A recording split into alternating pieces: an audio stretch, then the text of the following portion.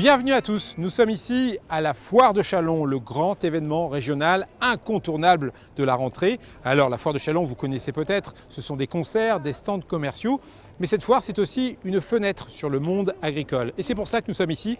Terres et Vignes de l'Aube a voulu organiser une série de rencontres, d'interviews, de reportages pour vous montrer la force du monde agricole au bois.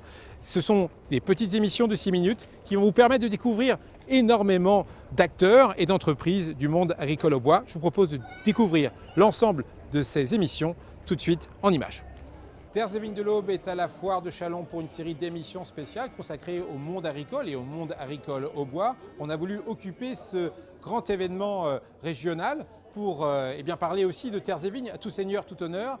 Michel Hiver, vous êtes le vice-président de Terres et Vignes de l'Aube, qui va être la première émission. On va évoquer un petit peu ce qu'est ce rassemblement et cette future association, mais je vous propose qu'on découvre également où on est dans cet événement régional qui est la Foire de Châlons et puis qu'on découvre aussi ce qu'est Terres et Vignes de l'Aube.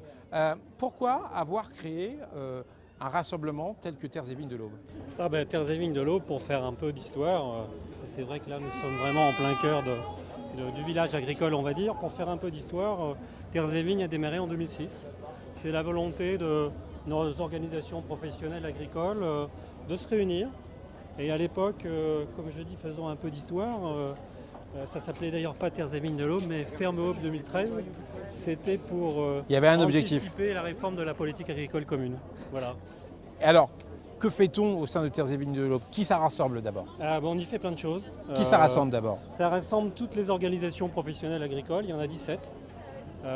Parce qu'elles ont compris très vite, et en 2006, elles ont bien compris ça, et nos dirigeants agricoles ont bien compris ça, que sans faire de jeu de mots avec la partie agricole, mais qu'il fallait arrêter de travailler en silo. Et plutôt de se regrouper tous ensemble pour travailler sur des dossiers stratégiques pour l'agriculture. Au sens large, ça va de l'assurance à des producteurs, à des transformateurs, des distributeurs. L'assureur, la banque, la coopération, les organismes stockeurs, le mutualisme, le syndicalisme également, tout le monde est là. Vraiment, on est tous rassemblés autour d'un objectif commun. Alors j'allais dire, c'est beau de se rassembler, c'est beau aussi d'organiser des événements comme à la Foire de Châlons où Terres et Vignes de l'Aube est bien présent, mais qu'est-ce qu'on y fait? Quelles sont les actions? À Terres et Vignes, il y a plein d'actions. Quand je dis faire la promotion de l'agriculture, c'est expliquer notamment au grand public ce qu'est l'agriculture.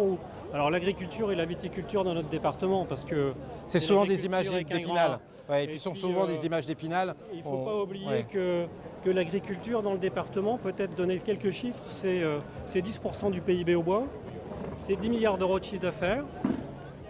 C'est quand même pas mal. C'est 15 000 emplois, sans compter les emplois saisonniers que nous avons là justement pendant les vendanges.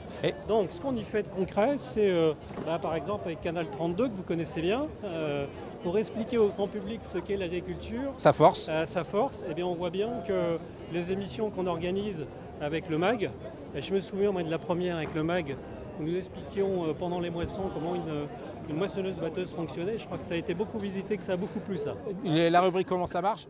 Ça marche à tous les coups. Ça marche à tous les coups. Donc c'est une façon de mieux communiquer ensemble, de mieux faire comprendre ce qu'est l'agriculture auboise aujourd'hui. Parce que ce que je disais, ce sont souvent des images d'Épinal pour un urbain.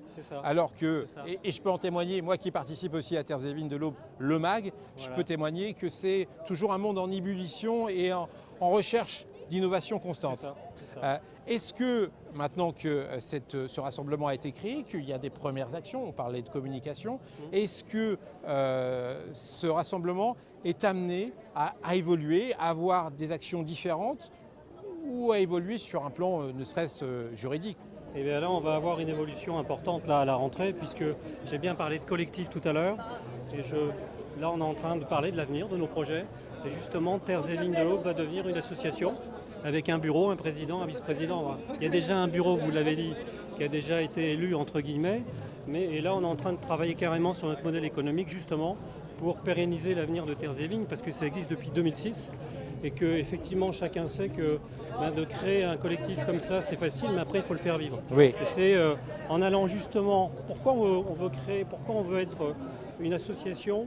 Parce que je crois que l'heure est venue d'aller chercher de nouveaux partenaires qui travaillent notamment avec le monde agricole il y a la SNCF, je crois, qui est là, ERDF, Orange, enfin, tous ces Oui. grands comptes qui travaillent autour, parce qu'un collectif de 17 organisations professionnelles agricoles, c'est important.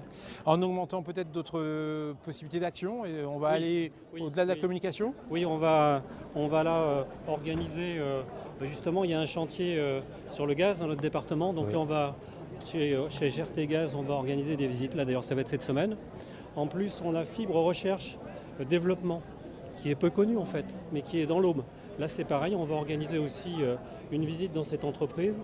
Et puis on va aussi organiser des conférences dans le département là, parce qu'il y a une nouvelle région agricole qui va naître. Il y a des enjeux forts autour de ça, il y a des attentes du public, qu'ils soient agricoles ou non agricoles, et on va organiser là une conférence à la fin de l'année. Mais on fait encore bien plus d'autres actions que ça, quoi. Alors je suppose que ça se finit toujours avec un peu de dégustation. Oui. Bon, alors on est dans un endroit éminemment spécialisé pour ça. Ce que je vous propose, c'est qu'on finisse cette émission.